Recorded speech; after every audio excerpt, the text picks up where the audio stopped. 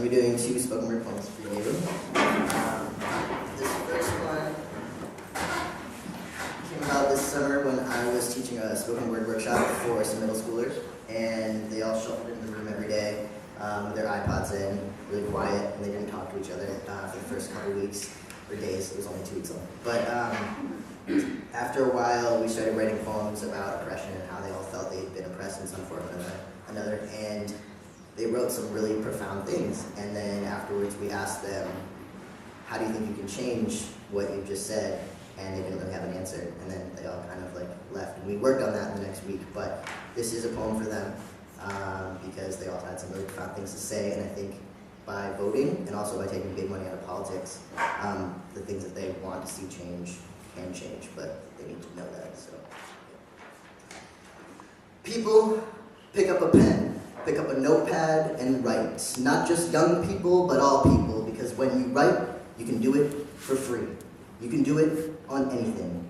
Who cares about voting nowadays, yet somehow more are willing to run to the phone or pick up a pen for TV shows like American Idol or Top Model or America's Got Talent. Who cares about promises nowadays? Nowadays, manifestos are written in jargon by people detached from the mass, swallowed in government and removed from common language, so big words confuse and defuse. Because no one's got time to read head notes to foot and take notes to contrast and compare. No one stares until they see between the lines of those smiles that style campaigns.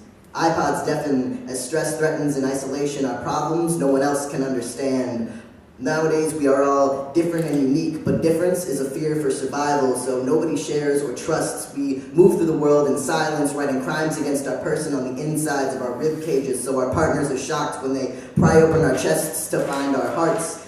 And out pours black ink of sad poems of violence and loneliness, tearing us further apart, because we're all damaged and free individuals. It rains hardest on those who deserve the sun. Economy sucks, but the rich still get to have fun. Tax cuts for the wealthy, budget cuts for the poor, but you see, it's not the wealth that concerns us, it's our democracy.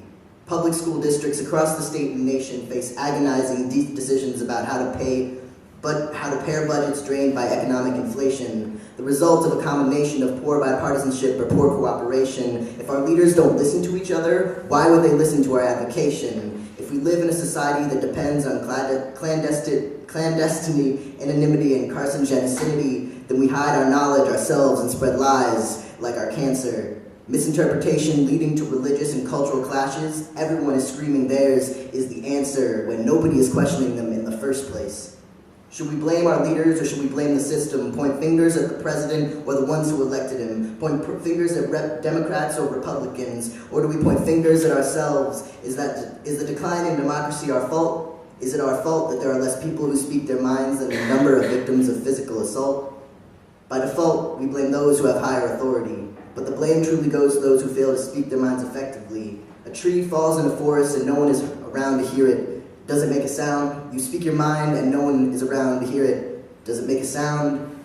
Don't be a tree, be a blessing to humanity. For those around you, a tree has no language, but humanity can express. Instead of blaming authority, tell them the truth and confess. It rains hardest on those who deserve the sun, but if you speak up, the rain will oblige, and the sun might lend you one.